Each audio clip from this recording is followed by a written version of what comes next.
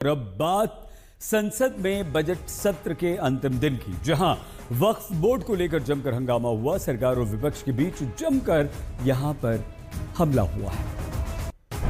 विपक्ष के जो डिस्प्यूट्स हैं, एक सिर कर आप जो जोड़ना है वो जोड़े, इसमें मेरी पार्टी को कोई आपत्ति नहीं। कुछ लोग देश को तोड़ने की साजिश करते हैं। विपक्ष ने बहुत गैर जिम्मेदाराना व्यवहार किया है और इसकी निंदा होनी चाहिए।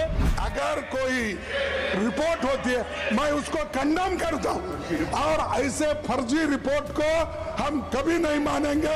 आज आप वक्फ की संपत्तियों को कब्जा कर रहे हैं, कल गुरुद्वारा की करेंगे, फिर मंदिर की करेंगे, फिर चर्च की करेंगे। कोई बिना संशोधन के काटाकाटी नहीं करके टेबल किया गया है। हमने स्पीकर साहब को बताया कि हमारे जो डिसेंट नोट में कई पेजेस और पैराग्राफ्स को रिडैक्ट कर दिया गया है। जो पोर्शंस को रिडैक्ट किया गया है, जो रूल्स के खिलाफ नहीं, उसको इंक्लूड करना चाहिए। आपने तो सब बुलडोज कर दिया। आप तो केवल टारगेट कर करके मुसलमान को तबाह करते हुए दिखाना चाहते हो कि हमने मुसलमानों का इलाज कर दिया देश के अंदर। बस इतना ही आपका एजेंडा है, वही चल रहा है। हम इस बिल का विरोध करते हैं। पूरा विपक्ष एक साथ है और मैं समझती हूँ कि सत्ता पक्ष के भी कुछ गुट हो सकते हैं जो इस मामले में हमारे साथ हैं। वक़्फ़ लेके ये जो पॉलिटिक्स हो रहा है, ये अच्छा नहीं हो रहा है, ये अच्छा नहीं कर रहा है भाई। I expect a decent behaviour from the ministry, but behavior of the ministries are indecent. Budget सत्र के पहले चरण के अंतिम दिन संसद में वक्फ संशोधित बिल पर जेपीसी रिपोर्ट पेश करने को लेकर जमकर हंगामा हुआ। राज्यसभा में बीजेपी के सांसद मेघा कुलकर्णी ने तो लोकसभा में जेपीसी चेयरमैन और बीजेपी के सांसद जगदंबिका पाल ने इस रिपोर्ट को पेश किया। इसे लेकर दोनों सदनों में विपक्ष ने आपत्ति व्यक्त की।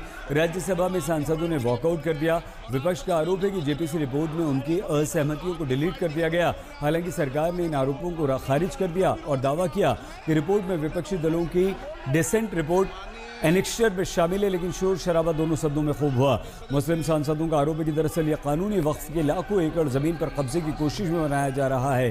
विपक्ष दोबारा बिल को जेपीसी के पास भेजने की मांग कर रहा है, तो वहीं मुस्लिम धर्मगुरुओं ने भी इस पर सवाल खड़े कर दिए। माननीय अध्यक्ष जी, विपक्ष के कुछ सदस्यों ने आपत्ति जताई है कि इनके जो विमत है, डिस्प्यूट्स है, इनको पूरी तरह से नहीं रखा गया है। मैं मेरी पार्टी की ओर से आपको विनती करना चाहता हूं कि विपक्ष के जो डिस्प्यूट्स हैं, एक सिर कर आप संसदीय कार्यप्रणालिका के उपयुक्त रूप में जो जोड़ना है वो जोड़े, इसमें मेरी पार्टी को कोई आपत्ति नहीं। ये जो भी डिसेंट नोट दिए हैं, क्या उसमें कोई एक पढ़ा लिखा नहीं है, कोई जानता नहीं है और वक्फ बोर्ड एक्ट को कोई पढ़ा नहीं है? मेरे को बड़ा ताजुब लग रहा है। अरे आपको अगर कुछ करना भी है तो आप डिसेंट नोट के व्यूज को प्रिंट करके या अपने रिपोर्ट में डाल के बोलना चाहिए। उसके बजाय उसको डिलीट करके अगर कोई रिपोर्ट होती है मैं उसको कंडेम करता हूं और ऐसे फर्जी रिपोर्ट को हम कभी नहीं मानेंगे, सदन कभी नहीं मानेगा। विपक्ष ने बहुत गैर जिम्मेदाराना व्यवहार किया है और इसकी निंदा होनी चाहिए।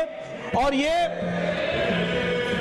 तुष्टीकरण की राजनीति है। This is a politics of appeasement. कुछ लोग देश को तोड़ने की साजिश करते हैं।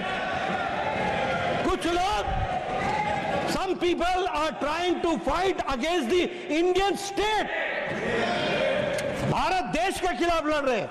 इसलिए यह विपक्ष की आज का वॉकआउट होना, यह ऑन रिकॉर्ड आना चाहिए कि यह देशद्रोही गतिविधियों को प्रोत्साहन देने का एक माध्यम है और उसका एक्सप्रेशन है। ये सिर्फ और सिर्फ ना सिर्फ अनकॉन्स्टिट्यूशनल है, fundamental rights article 14, article 15, article 29 का ग्रेव वायलेशन है। ये वक्फ को बचाने के लिए नहीं है, वक्फ को मुसलमानों से छीनने के लिए, बर्बाद करने के लिए ये बिल लाया जा रहा है। और इसमें जो एडिशनल अमेंडमेंट्स जो बीजेपी और एनडीए ने पेश किए, वो तो उसको और बदतर करता है। शंखनाद में आज के लिए बस इतना ही। आप प्लीज अपना बहुत ख्याल रखिएगा। देखते रहिए आज तक।